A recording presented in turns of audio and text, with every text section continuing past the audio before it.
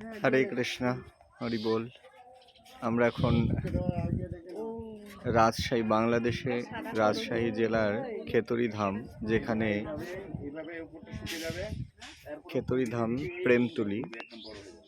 প্রেমতুলি অর্থাৎ তোলা, অর্থাৎ গ্রহণ করা, নেওয়া। মহাপ্রভু যখন বাংলাদেশে পূর্ব ভিটা দর্শনে আসেন, তখন শ্রীল নরোত্তম দাস ঠাকুর মহাশয়ের জন্য পদ্মা দেবীর কাছে প্রেম রেখে যান।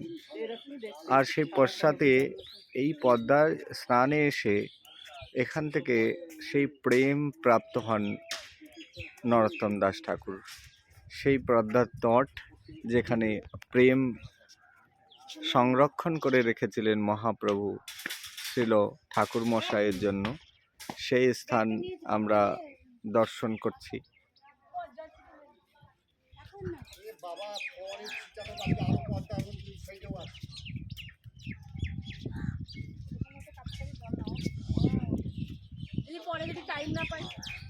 কি করবি? নে নে যা, পরে আবার কি হবে বলা যাবে, এখনই নিয়ে নে। এখান থেকেই নরোত্তম দাস ঠাকুর প্রেম প্রাপ্ত হয়েছিলেন। মহাপ্রভু এখানে রেখে গেছিলেন পদ্মা দেবীর কাছে। নরোত্তম দাস ঠাকুর স্নানে এসছেন, এসে যখন স্নান করছেন তখন পদ্মা দেবী সেই প্রেম নরোত্তম দাস ঠাকুরকে দিয়ে দিয়েছেন। আর সেই প্রেম এখন ভক্তরা লাভ করছে।